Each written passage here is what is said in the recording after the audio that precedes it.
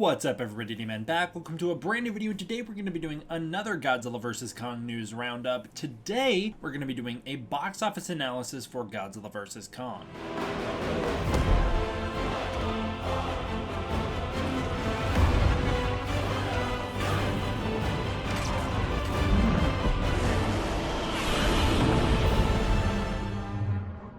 Leading into the release of Godzilla vs. Kong, many people, including myself, were absolutely baffled by Warner Bros.' decision to push the movie up from what I believe was a May 31st-ish release date all the way to March 31st, so a full 2-month jump, somewhere in May. Push it up 2 months to a point when theaters were barely opening again, have a day-and-date release on HBO Max, and then just go, here you go, with one trailer and a couple TV spots that spoil way too much. The people like myself who are familiar with a much longer, more drawn-out ad campaign were very confused by this move. Well, I'm happy to say that it actually paid off very well. A lot of people will give this credit to, oh, well, it was just the first movie to release in theaters, which wasn't true. Tenet released in theaters half a year earlier and just did not make a lot of money. Tons of movies following Godzilla vs. Kong were released and also didn't make a ton of money. So the success of Godzilla vs. Kong, yes, I do think the fact that it was the first major blockbuster to release in the pandemic, that was a big deal. Tenet was more niche. I do think that helped a lot, but I also think it's the fact that the movie was just all around fun and well made. That is what gave it legs to stand on.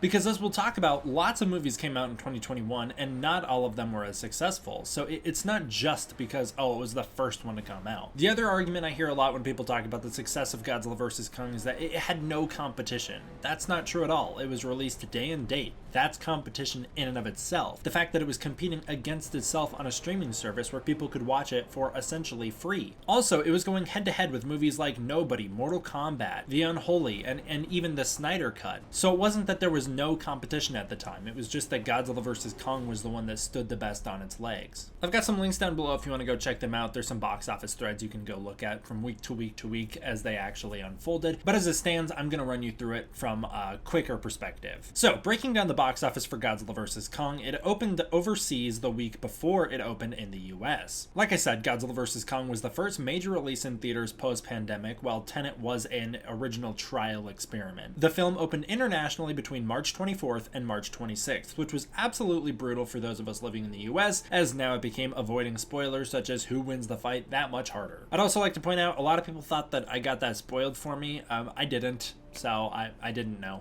I didn't know who won, but it was just obvious Godzilla was going to win. Godzilla vs. Kong's opening day and date was on March 31st in the US. Godzilla vs. Kong was deemed an instant success after one weekend internationally. It gained $122 million overseas in its debut, $70 million of which came from China. That's incredibly good. Also, Godzilla vs. Kong is one of the few films that came out in China in 2021. I have a feeling if the MonsterVerse continues, those films will be ones that China would allow, just because they typically do very well there, and I feel like they're not offensive towards Chinese audiences in ways that some other films China views as offensive. However, I know a lot of companies don't want their films playing in China, so I really don't know if Warner Bros. Would play ball with them and release the film over there. If they don't, that's going to be a massive hit to the box office, as the Chinese audience is typically like around the largest audience next to the US for MonsterVerse films. Opening weekend estimates had originally placed the movie at $23.7 million, so making $122 million is way better than the original estimates had placed it at.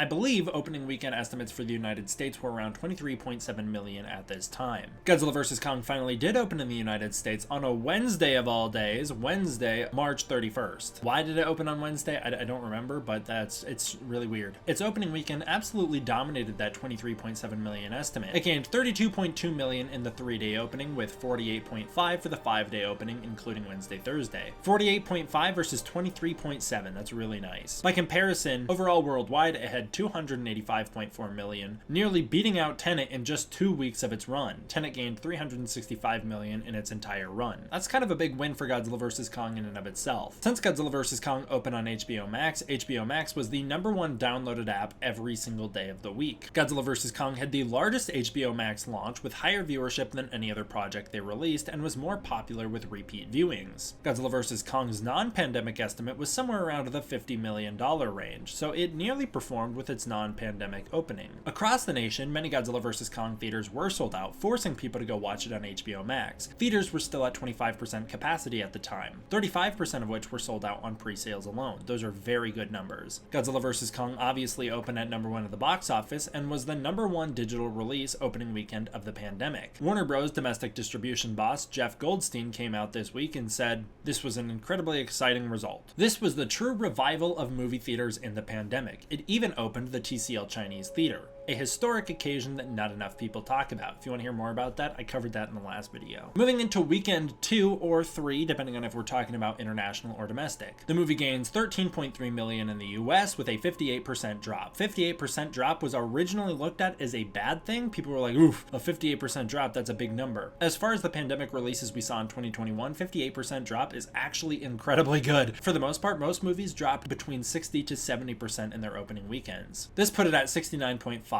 million domestic and $288.3 foreign, with a global 68% drop. Its global total this weekend was $357.8. It performed on par with Godzilla 2014 and Kong Skull Island during a pandemic with a day-and-date release. It outperformed Godzilla King of the Monsters within one weekend. These are all really, really nice things to hear. That's why they're going to do more MonsterVerse films. I know a lot of people like to be like, oh, but it was the pandemic and it wasn't a good test. That's why they need to do another. They're doing another not because the last one was successful, but because they want to know if they have an actual franchise, and they're testing the waters again with another movie. They're making another movie because the original one that they released, being Godzilla vs. Kong, was so successful that it outperformed non-pandemic pictures and was the biggest pandemic release of the time up until that point. As we'll talk about later, it stood on its legs very well moving forward, so that's why they're doing another, because it was a hit. It wasn't like a lukewarm reception where people were like, oh, whatever. It wasn't like a movie where we went, oh, these numbers are good for the pandemic. They were good, period. They were good overall. That's why they're doing another. Premium screens continue to sell out that weekend. While some people were mad that HBO Max ruined repeat viewings by most people viewing it on HBO Max after they had already seen it in theaters. Moving into week 3 or 4, we saw a 3 million subscriber boost on HBO/HBO Max. No really good way to tell which was the one that brought in the boost. This was with the release of Godzilla vs. Kong and the Snyder Cut. HBO Max has struggled so much since its launch that it will actually go away soon. They were really counting on the day-and-date releases to create this massive, big, giant streaming service that was unbeatable, and actually it was like Godzilla vs. Kong was like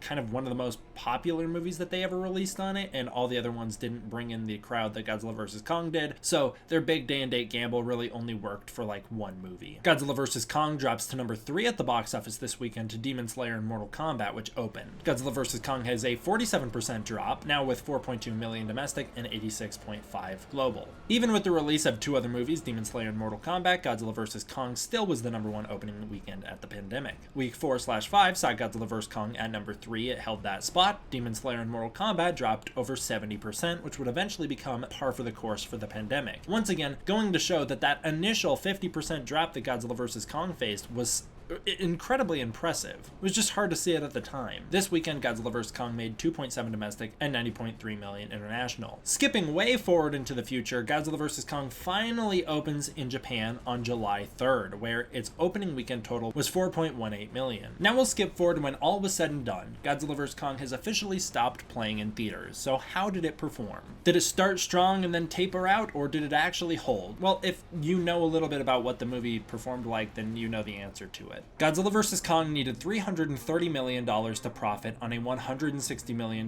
budget, according to Variety. Godzilla vs. Kong hit the century mark in the United States with $100,096.1 thousand and $94. Now, a lot of people didn't think it was going to cross the century mark, so even just doing that was impressive in and of itself. Internationally, the movie made $369,150,920. This was better than Godzilla vs. Kong's international haul. The reason Godzilla vs. Kong did better was because it did better domestically. The worldwide total was $470,067,014. That is a really good number. To compare to the rest of the MonsterVerse, which movies have been hits despite the fact that a lot of haters will be like, they just perform okay. Well, they perform okay enough to have the second strongest and sturdiest cinematic universe. That's how well they're performing. Godzilla vs. Kong was just 50 million shy of Godzilla 2014's total and did better than Godzilla King of the Monsters by nearly $100 million.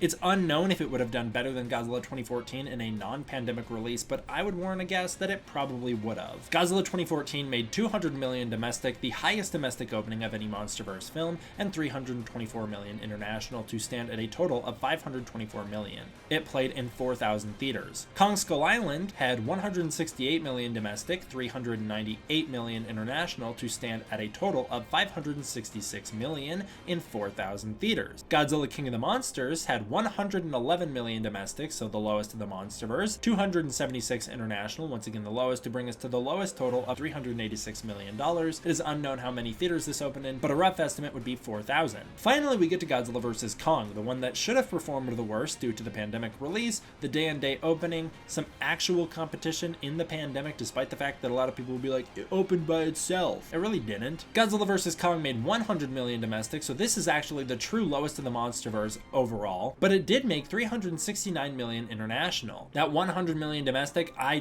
think had to do with the day-and-date release and the theaters selling out because they were at 25% capacity. This gives Godzilla vs. Kong a total of $470 million, which is interesting given that it only played in 3,000 theaters. It played in 1,000 less theaters than any of the other MonsterVerse films and still performed about on par with them. It's right in the middle. Because a lot of people like to downplay the success and importance of the MonsterVerse, I want to run through some other numbers here really quickly. Even without merchandising or other sales, the box office alone makes the MonsterVerse a $2 billion franchise, and it is very popular with those other sales. Godzilla vs. Kong is the #1 MonsterVerse film in China, passing Kong Skull Island. The movie outperformed so many other films in 2021 to go on to be one of the highest grossing films of the year. Movies that everybody thought were surefire hits. Everybody thought if Godzilla vs. Kong goes up against these films, it will absolutely get destroyed, including me. I thought these films were going to be way tougher competition for Godzilla vs. Kong than they were. But the facts are, Godzilla vs. Kong was much more well received, much more fun, and ultimately, it did better. So what were these other films? Well, Godzilla vs. Kong outperformed Dune, The Suicide Squad, Shang-Chi,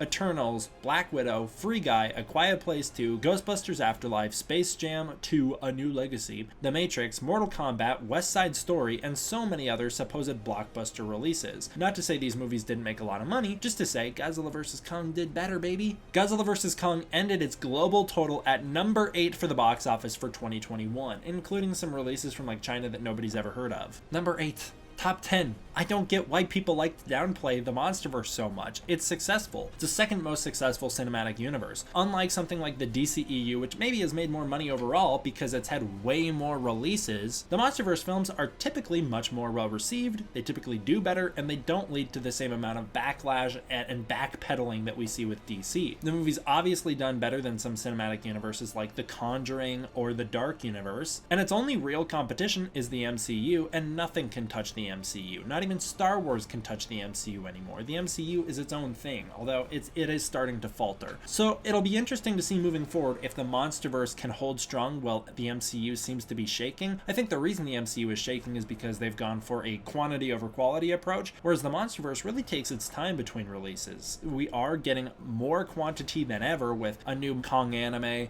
a Monarch TV show, and eventually a Kong movie. But these releases are all still spread out by at least a year. And going between theatrical releases, we'll go from Godzilla vs. Kong in 2021 to a Kong movie supposedly set in 2024 if they actually hit that release date. That sounds like a pretty solid release strategy to me. Take your time, make the movies good, and move forward. So I hope I, running through these numbers really quickly, was able to convince you guys that the movie wasn't, I mean, nobody calls it a failure, but people do like to downplay its importance. I hope I was able to point out that it actually did pretty well. All right, well, that'll do it for this one, guys. Make sure to press that like button. It's somewhere in the bottom, I don't know where. And then the subscribe, do that because it makes the video do better.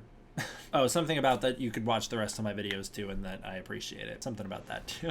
I do want to give a huge thank you to my patrons on Patreon. Those guys are absolutely the best. They keep the channel going. It really does mean a lot to me, and it really, really does help. If you want to join the Patreon, please consider doing that through the link in the description below, where you can get early access to content, access to the Discord community, and more. I'll see you guys next time. Thank you all for watching. I hope you enjoyed. I'll see you guys next time for the next one. D-Man, out.